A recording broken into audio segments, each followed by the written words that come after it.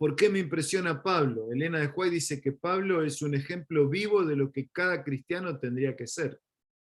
Un predicador inglés, Haven Hill, decía que mientras Pablo vivía, el diablo no tuvo paz. O sea, como que Pablo logró ponerlo nervioso al diablo, ¿no? Era tal su pasión, era tal su vivir escondido en Jesús, era tal su compromiso con el Señor, que el diablo se puso nervioso con el ministerio de Pablo. Pablo escribió 14 de los 27 libros del Nuevo Testamento, o sea que de los 260 capítulos del Nuevo Testamento, 120 capítulos tienen que ver con Pablo, 100 en las epístolas, en las 14 epístolas que él escribió, y 20 capítulos en el libro de Hechos, que aunque lo escribió Lucas, 20 de los 28 capítulos tienen que ver con la misión, con los viajes, con la conversión, con la vida, con el ministerio de Pablo. Así que estamos aquí para repasar algunos aspectos de la vida y yo espero que esos aspectos nos inspiren, nos movilicen, nos renueven y también nos comprometan, ¿no? Primera cuarentena de Pablo tuvo que ver cuando de alguna manera él todavía no era Pablo y era Saulo. Esa primer cuarentena está relatada en Hechos capítulo 9 y dice que Saulo tomó cartas, tomó poder, tomó autoridad y se fue a una ciudad, Damasco, una ciudad interesante, una ciudad fuerte. Se fue a Damasco porque muchos cristianos que eran perseguidos se refugiaban en Damasco. Y él estaba convencido que el Mesías era un impostor. Y él estaba convencido que la gente que seguía al Mesías estaba engañada. Entonces su gran misión era abrir los ojos de los engañados, era mostrar al impostor que era el Mesías y de esa manera abrir una herramienta de vida mejor para aquella gente. Convencido de eso, dice la Biblia que él se fue para Damasco para advertir, para amonestar, para encarcelar o para matar si era necesario, porque quien no aceptaba que les abrieran los ojos, que por lo menos no hiciera daño a otros. Así que hasta en la muerte de algunos cristianos, Pablo pensaba, Saulo, que él estaba haciendo una gran contribución. De hecho, él era un erudito, él había sido preparado en la escuela a los pies de Gamaliel, él sabía por lo menos 4 idiomas, griego, hebreo, arameo y latín. Él era destacado en sus conocimientos, era mejor que el mejor de los fariseos. Él tenía 2 ciudadanías, como él era original de Tarso, y Tarso era una colonia romana, entonces él tenía doble ciudadanía, judía y la romana. Y eso le iba a servir después para jugar con las 2 ciudadanías en cuanto al cumplimiento de la misión. Y de hecho Pablo se constituyó en el apóstol a los gentiles. Fue él el que no solo le predicó a los judíos, sino que también le predicó a los gentiles. Pero bueno, va a Damasco, está llegando casi a la ciudad y se produce allí un momento cumbre en la vida de Pablo, ¿no? Una situación de crisis porque al mediodía, pleno rayo de sol, todo se oscureció. Y cuando todo se oscureció, para él comenzó la luz, ¿no? Parece una contradicción. Cuando estaba claro, él no veía. Y ahora que perdió la vista por unos días, él comenzó a ver lo que no veía y a tener una dimensión diferente de la vida.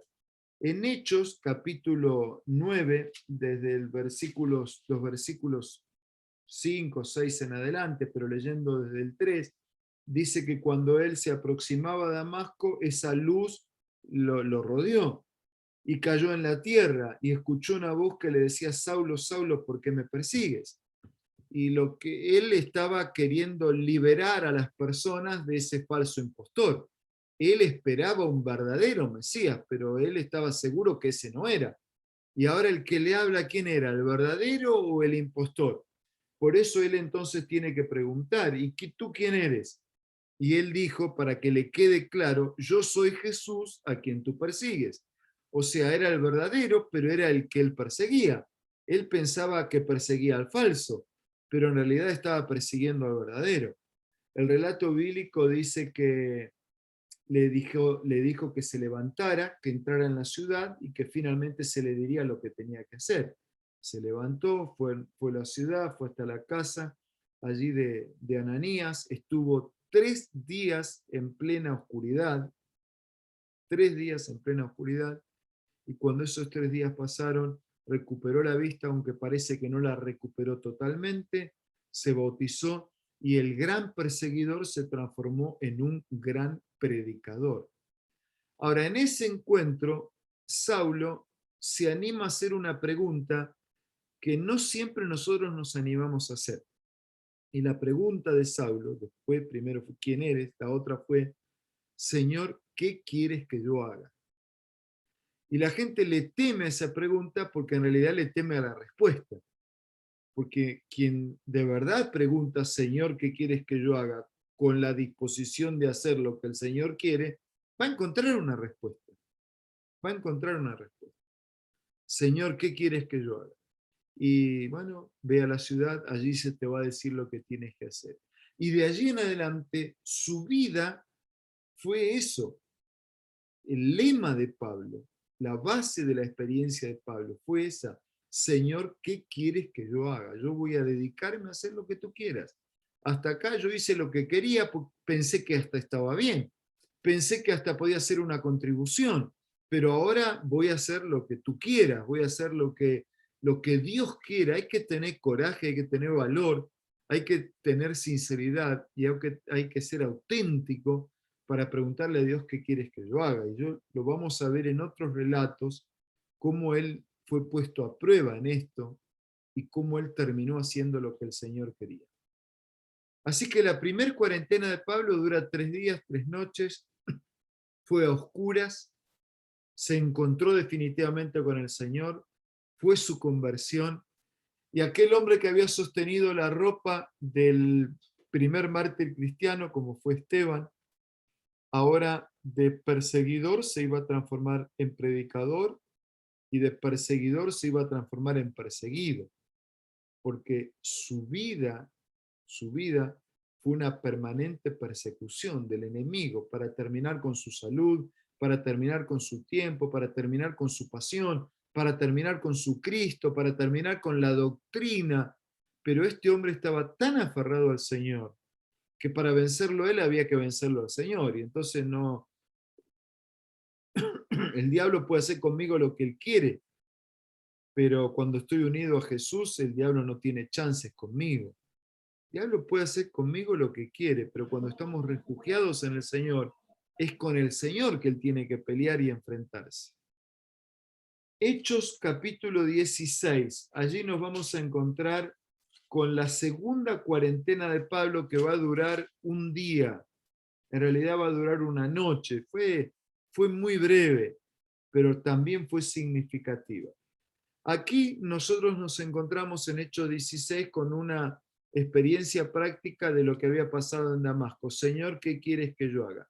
Él quería ir para Asia, o sea, quería ir para Éfeso, y estaba bien. Era una buena ciudad y era un buen lugar donde llegar con predicar el Evangelio. Pero el Señor le dijo, no, para Asia no, vas para Europa. Y no vas para Éfeso, vas a terminar en Filipos. O sea, él quería ir para Asia, pero el Señor le dijo, no, es para Europa. Él quería ir para Éfeso y el Señor le dijo, no, es para Filipos. Y así comienza la obra de Dios en Europa.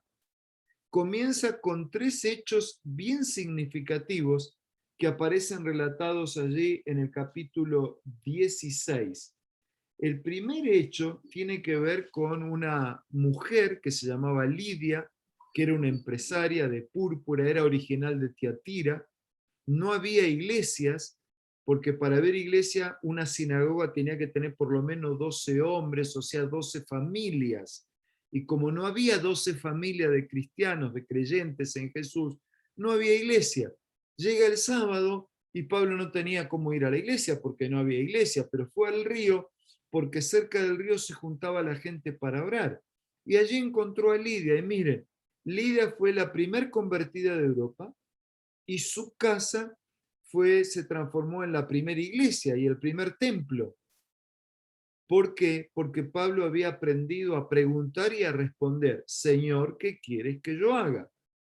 Nosotros a veces queremos que el Señor nos conteste conforme a nuestra voluntad, pero el Señor espera que nuestra vida se ponga en armonía con su voluntad. Señor, ¿qué quieres que yo haga? Para Europa. Fue allí, Lidia se convierte, su familia se convierte, su casa de esta mujer empresaria se transforma en la iglesia. Inmediatamente después, dice Hechos capítulo 16, una chica endemoniada fue liberada por la actuación de Pablo. Eso estropeó el negocio de los jefes, de los patrones, y estropeó el negocio del diablo, que lucraba, mientras los patrones lucraban con el dinero, el diablo lucraba con el engaño. Así que eso los incomodó al enemigo. Y Pablo y Silas terminan presos, pero esa chica y su familia fueron la segunda familia alcanzada por el poder del Evangelio que impacta y que transforma vidas. Ahora Pablo y Silas están en la cárcel. Esa es la cuarentena, la segunda, una noche. ¿Qué hacen en la cárcel? ¿Reclaman? No reclaman. ¿Se resienten? No se resienten. Dice la Biblia que cantaban y oraban. Eso es lo que hacen. Pablo no se pregunta, ¿por qué, Señor, yo que soy un predicador, que me dedico a ti, estoy preso? ¿Qué hace un predicador preso? ¿Cómo puede predicar un predicador preso? Pero Pablo no pregunta por qué. Pablo dedica sus cadenas al Señor y transforma sus cadenas y sus cepos, lo transforma en un púlpito. Y entonces él predica con su canto, predica con su oración y predica con su confianza. Y el Señor produce un terremoto en la cárcel y en la ciudad. Y cualquiera habría pensado, es la respuesta a mi oración, voy a salir corriendo. Pero Pablo no salió corriendo. Y cuando el carcelero de Filipos quiso matarse, porque la única razón de un carcelero era mantener.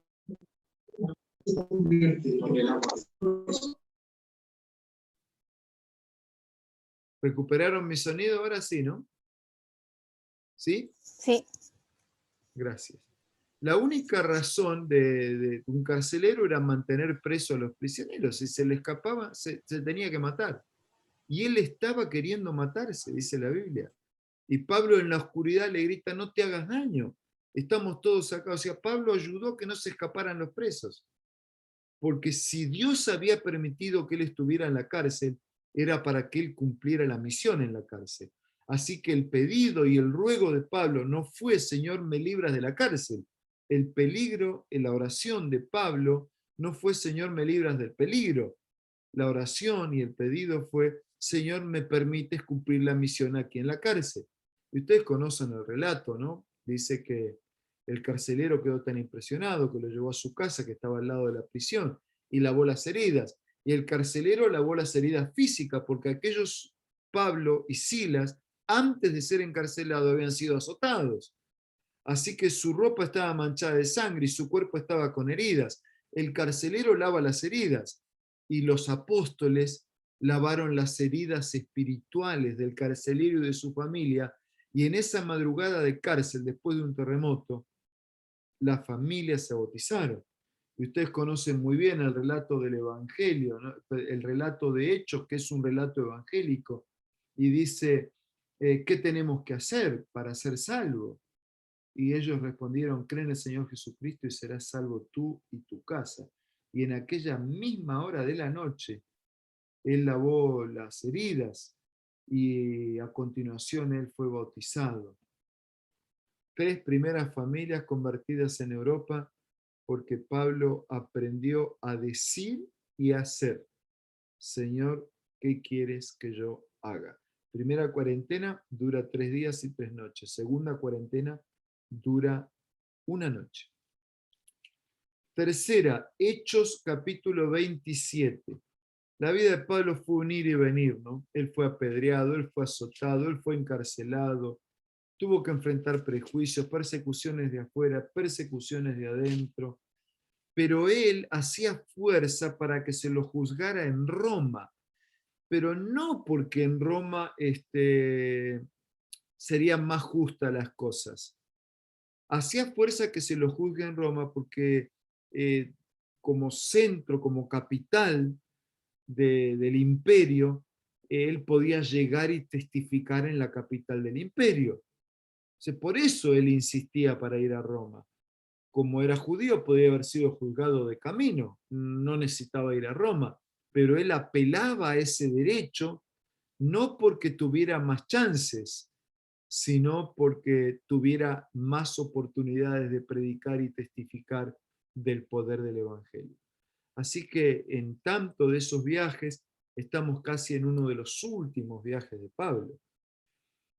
Se estima que Pablo hizo unos 30 viajes en barco, y él se movía en barco o caminando.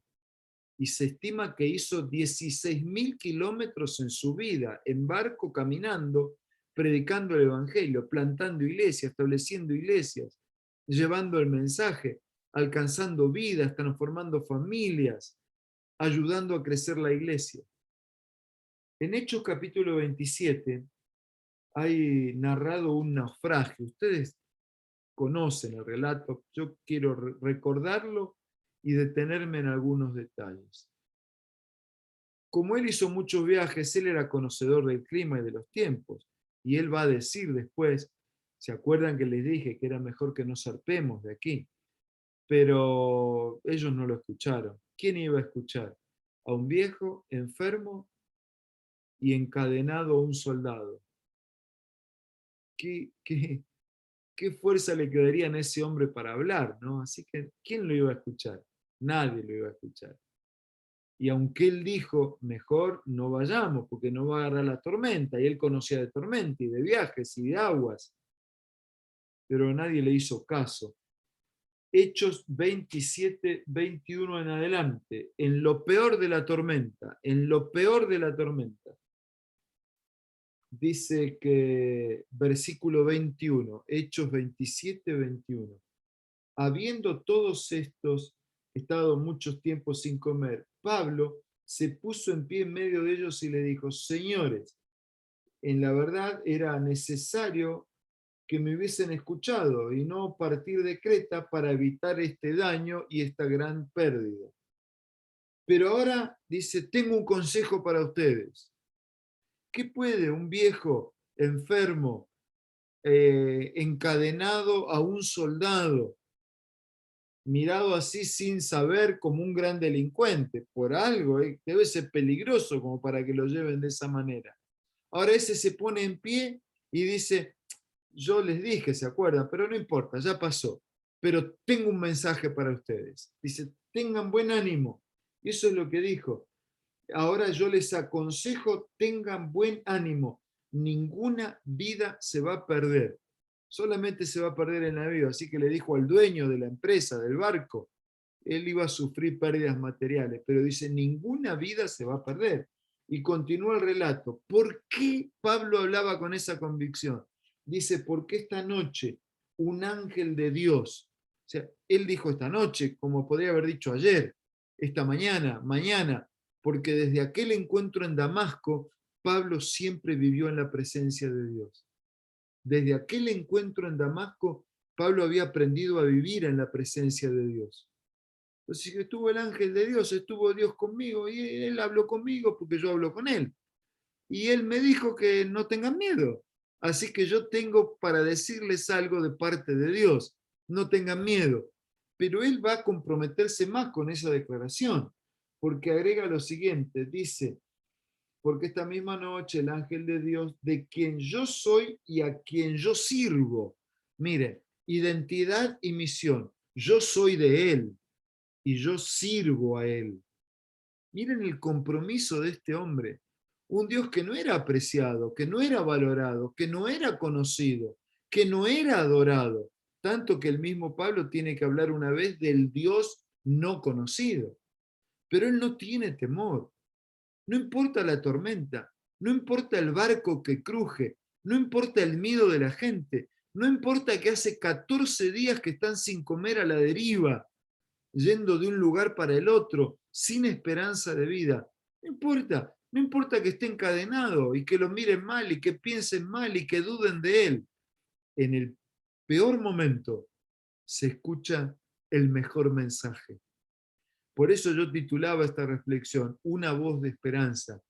Algunos cristianos, creyentes, adventistas, pueden pensar, no, pero ¿qué vamos a hablar de confiar en Dios ahora con todo el problema que hay?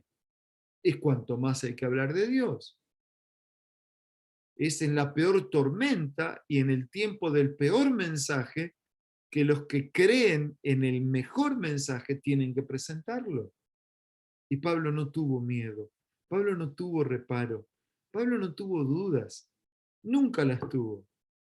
Desde que se encontró con Cristo en el camino a Damasco, Cristo era su vida y su vida era de Cristo.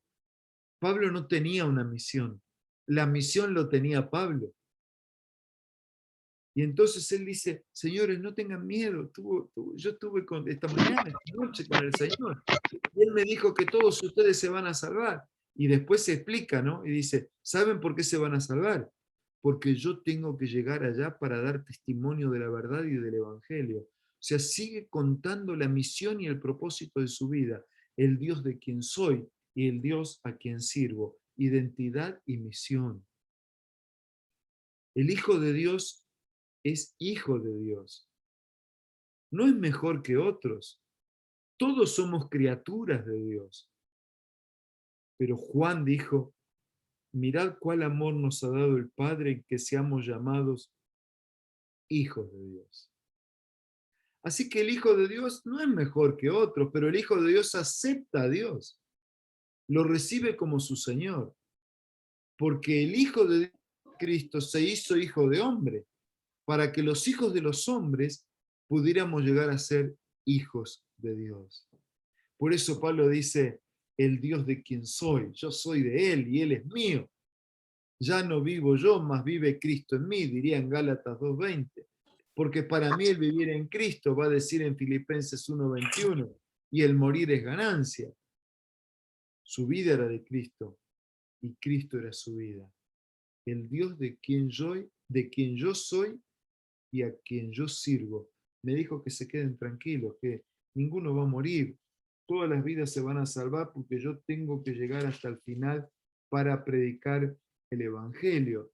Y entonces, contando así con la continuidad del relato, dice que cuando llegó la 14ª noche, o sea, 14 días a mar abierto, el barco, la embarcación frágil, que no era la embarcación de que no fue la embarcación de nuestros días, bamboleada por el viento, sin comer, estómago vacío, dolor de cabeza, mojado, frío, pero allí está.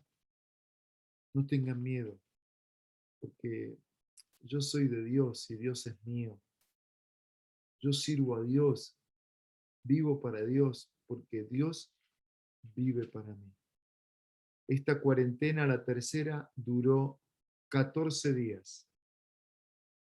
En el capítulo 28 encontramos la cuarta cuarentena. Hacia el final del capítulo, después el viaje siguió y Pablo llegó a Roma. Cuando llegó a Roma, le dieron una prisión domiciliaria, también encadenado y custodiado por soldados.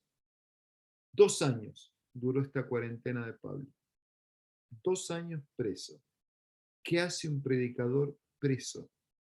Le predicaba a los soldados, tenía turnos de 6 horas, 4 por día. Le predicaba a los soldados y cuando no podía predicar, leía, estudiaba, oraba. Pidió que le traigan el capote, ¿no? Para no tener frío, y pidió que le traigan los libros y el pergamino. O sea, querían los escritos sagrados. ¿Y qué más hizo Pablo en la prisión? Predicaba a los que venían a visitarlo.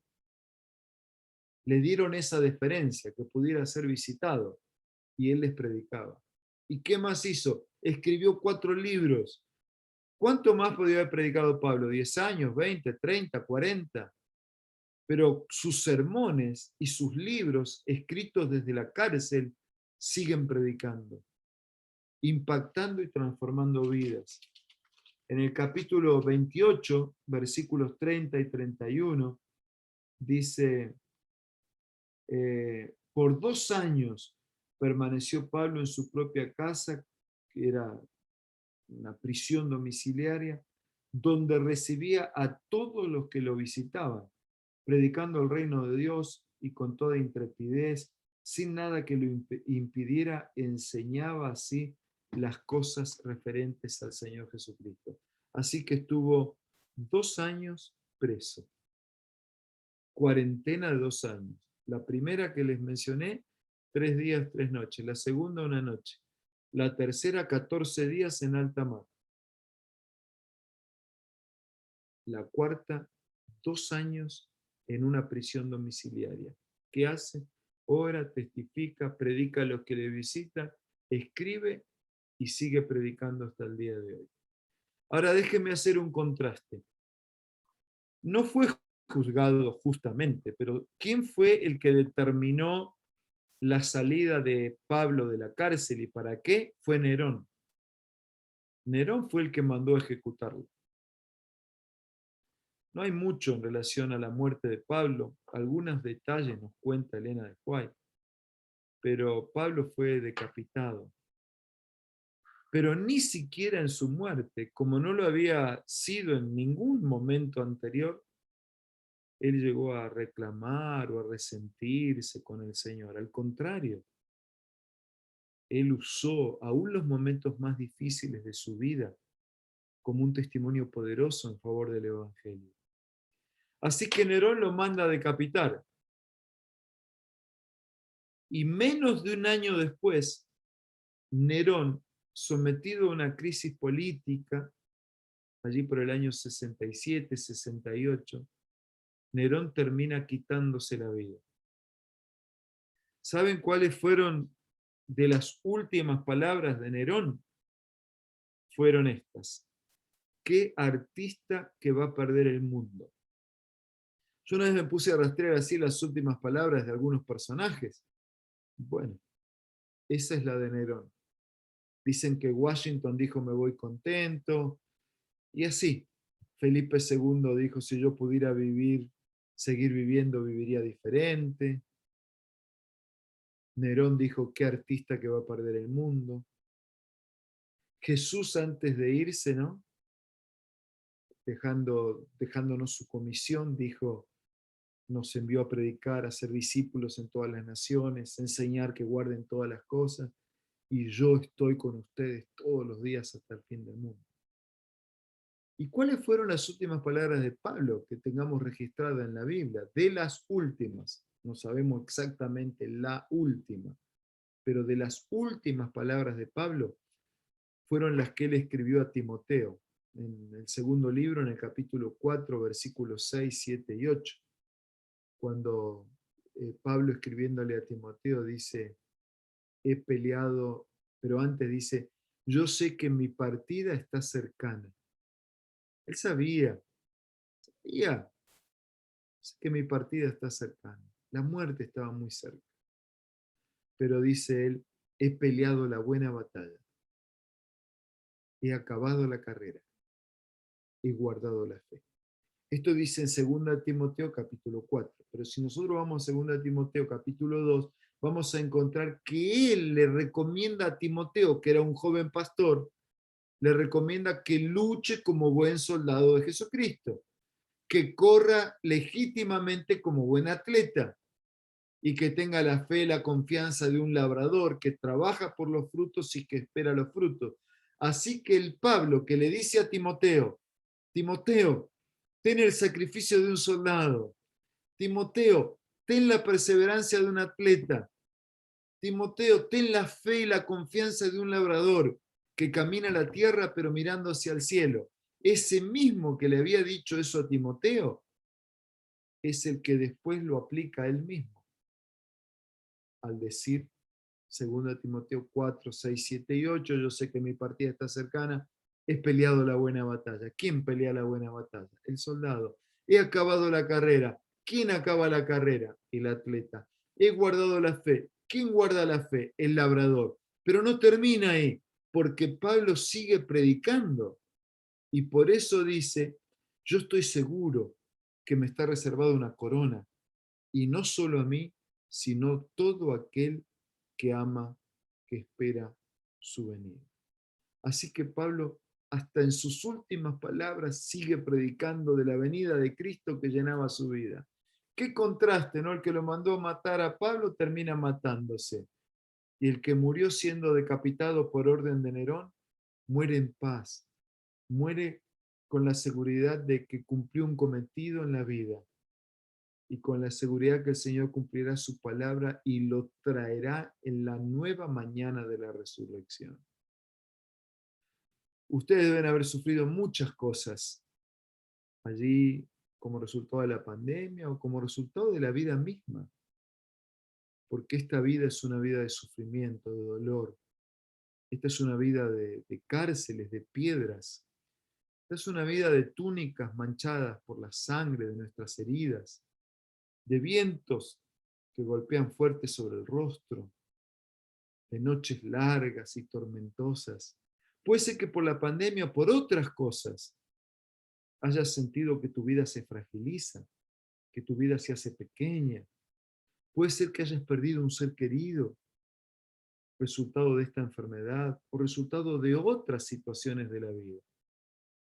Nosotros estamos perdiendo algunos compañeros. Ayer mismo falleció un auditor de la iglesia para Sudamérica que vivía en Buenos Aires, de 58 años. Y un poco más tarde, esta misma tarde, yo mismo voy a participar de un culto de gratitud a Dios y de búsqueda de consuelo y fortaleza en las promesas del Señor por el fallecimiento del contador Iván Utz. Y 3 semanas atrás, eh, un lunes, falleció la esposa de un pastor del sur de Brasil. Y el miércoles falleció el pastor. Y tenían una hijita de 7 años que se llama Rebeca, que quedó sola, que fue adoptada por un tío pastor también.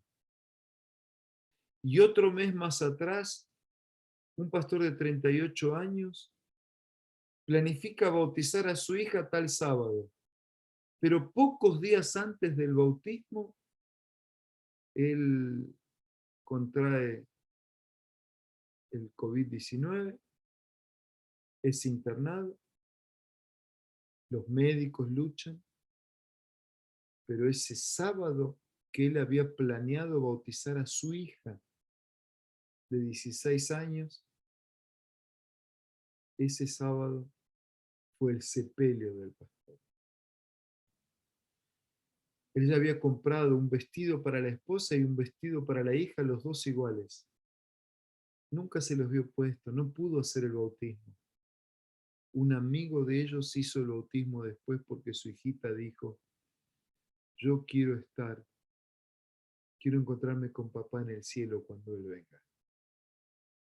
Queridos amigos y hermanos, este es un mundo de dolor. Este es un mundo de injusticia. Este es un mundo que nos excede, pero no es el mundo que Dios planeó para nosotros. Este no es el mundo que Dios planificó para nosotros. Este es el mundo que nosotros arruinamos, malogramos momentáneamente del plan maravilloso de Dios. Pero Dios no desiste de su plan, de su proyecto. Él quiere salvarnos. Él quiere restaurarnos. Él quiere alcanzarnos con su poder actuando en nuestra vida. Por eso yo quería animarlos, quería pedirles, por favor, que su voz y su vida sean como la voz y la vida de Pablo, una voz de esperanza. Si el que tiene fe y esperanza no se para compartirla, ¿quién lo va a hacer? ¿Quién lo va a hacer? Yo quería invitarte y pedirte que tu voz y tu vida sean una voz y una vida de esperanza. En la tormenta, en la noche, en la oscuridad, en los miedos, en la enfermedad, en la tragedia, en la injusticia, en el dolor, en el cementerio, acompañando hasta donde se pueda ante la pérdida de seres queridos, de amigos, que podamos ser una voz de esperanza, que podamos llevar ese mensaje que proviene de Dios tan apasionadamente como lo llevó Pablo, tan seguros como lo llevó Pablo, tan cierto como lo llevó, que nosotros podamos realmente ser impactados por la gracia del Señor, que podamos ser agradecidos y que podamos ser motivados a vivir correspondiendo ese amor. Yo no sé si entre los que asisten en este momento hay alguna persona que no conoce o que no tiene religión o que no conoce a Dios o que no es miembro de la Iglesia Adventista del Séptimo Día, pero es un amigo, está invitado.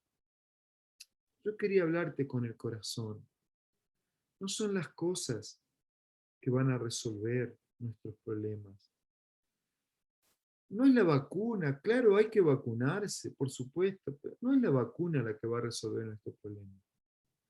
No es el COVID el mayor virus, es el del pecado. Y para ese virus del pecado tenemos vacuna. Es la sangre de Cristo, es la vida de Cristo, es el sacrificio del Señor, es su muerte, es su resurrección, es su intercesión por nosotros en el cielo, es por su promesa de su regreso.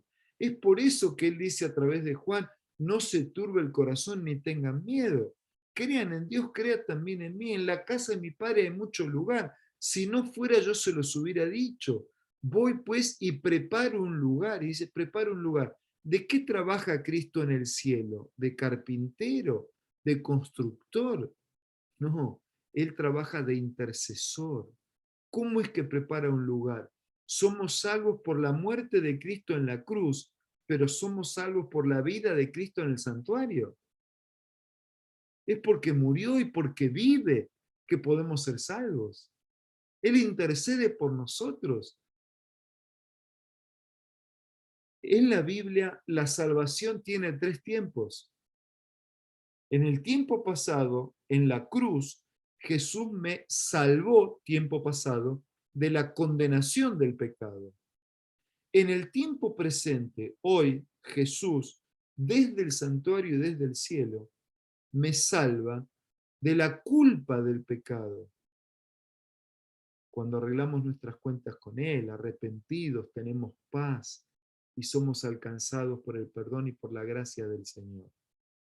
Pero no solo me salva de la culpa, sino que también me salva del poder, porque me concede el Espíritu para ser vencedores sobre el pecado. Así que fui salvo en el pasado en la cruz de la condenación, soy salvo hoy de la culpa del pecado, del poder del pecado, a fin de ser vencedor. Pero la Biblia, según Pablo, hay un tiempo futuro de la salvación. Está guardada la corona que me dará no solo a mí, sino también a todos los que aman su justicia. Y Hebreos capítulo 9, versículo 28 termina diciendo así, que Jesús fue ofrecido una sola vez, para llevar los pecados de muchos, Cristo murió, y aparecerá por segunda vez sin relación con el pecado para salvar a los que le esperan. O sea, soy salvo por la muerte de Cristo y soy salvo por la vida de Cristo. Por eso, si entre los que nos están acompañando hay alguien que necesita por primera vez en la vida refugiarse en las promesas de Dios, te pido por favor que lo hagas. Si entre los que nos acompañan hay alguien cuya fe se debilitó, se fragilizó, se contaminó, se echó a perder en este mundo que vive sin fe, y hay alguien que necesita recuperar la fe, restaurar la fe, renovar la fe, volver a la fe, hacer firme la esperanza. Yo quería pedirte que fortalezcas, que renueves, que reasumas un compromiso nuevo con el Señor. Y si hay alguien que necesita, su fe está fuerte, su confianza en el Señor está firme, pero necesita renovar un compromiso de amor y de fidelidad con Él, por favor háganlo, háganlo, porque este tiempo que parece malo puede ser un tiempo bueno si lo aprovecho como una oportunidad que Dios nos concede. Dios no envía estos tiempos malos. Es el ser humano que los provoca y los produce como resultado de su independencia de Dios. Y el Señor los permite, no porque se distrajo, no porque retarda su promesa, sino porque nos está dando tiempo para arreglar nuestras cosas con Él. Por eso yo quiero concluir esta reflexión y este mensaje de ánimo. Si tienes que venir a Dios por primera vez, ven. Si tienes que volver a Dios, vuelve. Si tienes que mantenerte con Dios, mantente. Pero sé una voz de esperanza, firme, poderosa, clara. Y quiero terminar contándoles una historia personal de, que me ha marcado, por supuesto, para el resto de mi vida. Esta historia tiene unos 9, 10 años. Este, la historia incluso está escrita por allí en la matutina. Yo estaba trabajando en Uruguay porque desde Brasilia coordinamos actividades para todo Sudamérica. Uruguay es uno de esos países. Estaba trabajando y ya había tenido contactos periódicamente con mi madre, ¿no? Por supuesto, pero yo ya sabía que los médicos le habían detectado un cáncer de pulmón y sabía que estaban viendo allí, decidiendo si tendrían una cirugía con ella. Y justo esos días que estaba en Uruguay, los médicos decidieron no hacer la cirugía.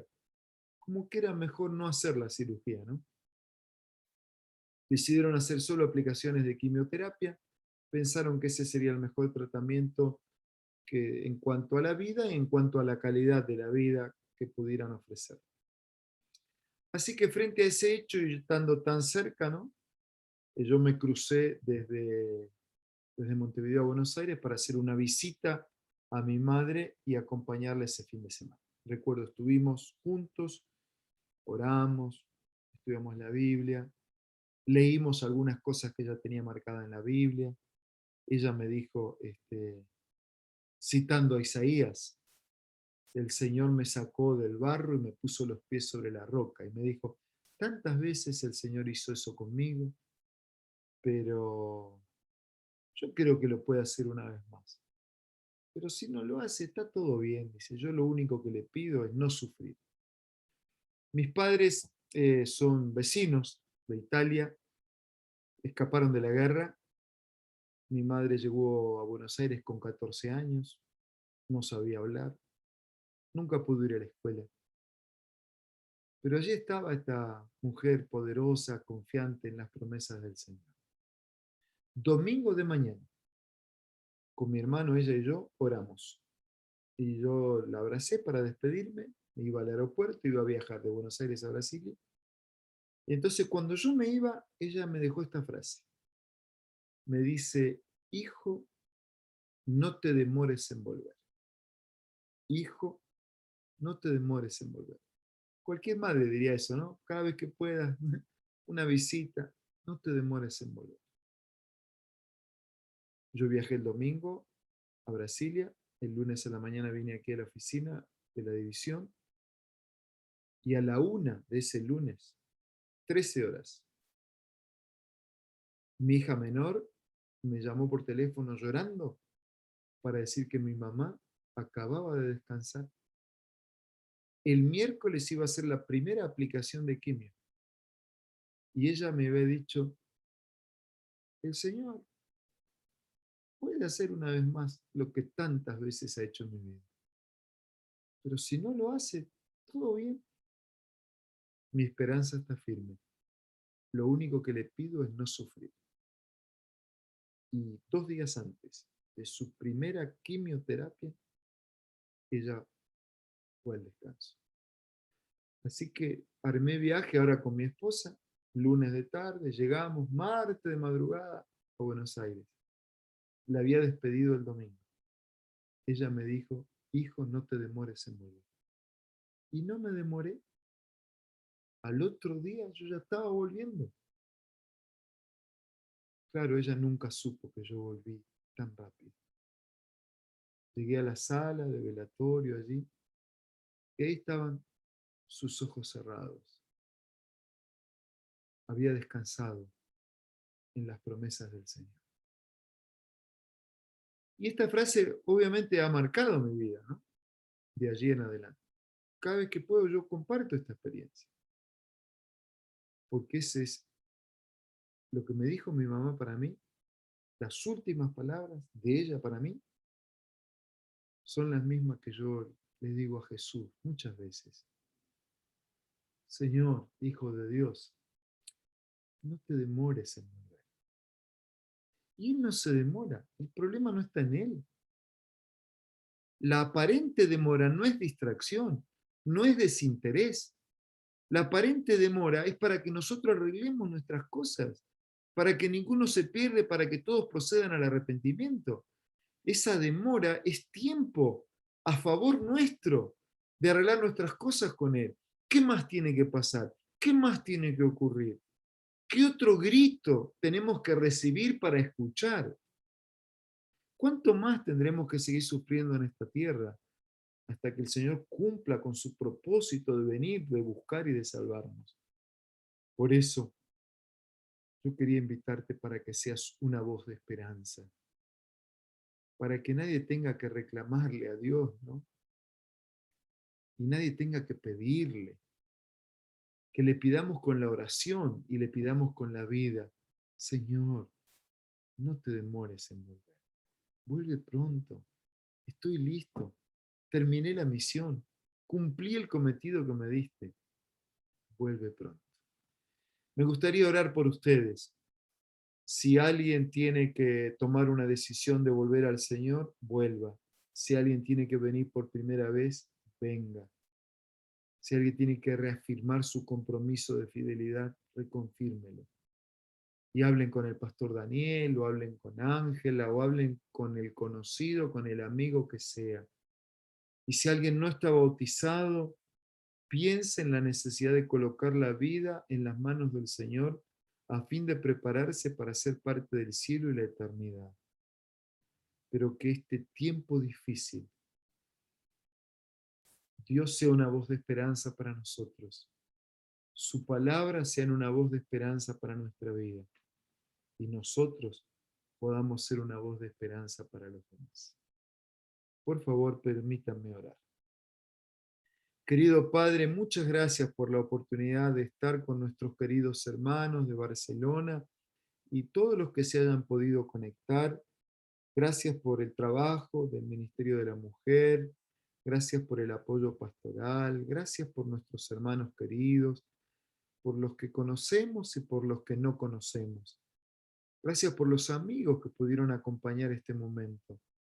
Que no haya sido de distracción, que no haya sido pérdida de tiempo, sino que por el contrario nos invite a la reflexión y nos motive a agradecerte porque tu palabra es una voz de esperanza para nuestra vida y porque nuestra vida y nuestra palabra puede ser una voz de esperanza para los demás. Bendícenos, Señor, por favor. Abrázanos con tu misericordia y ayúdanos para que muy pronto no tengamos que usar estos medios virtuales, ni siquiera los viajes para vernos, sino que podamos estar ante tu presencia en el cielo y compartir contigo los mundos y los tiempos interminables de la eternidad. Bendícenos, cuida, protege, restaura, concede salud al que la necesita, trabajo al que está luchando, provee los recursos físicos, materiales, pero sobre todo, danos el poder de tu presencia para recibirte como una voz de esperanza, para vivir como una voz de esperanza para los demás. Oro con gratitud y con necesidad, sin merecer nada, en el nombre de Jesús, nuestro Señor y Salvador. Amén y amén. Un abrazo.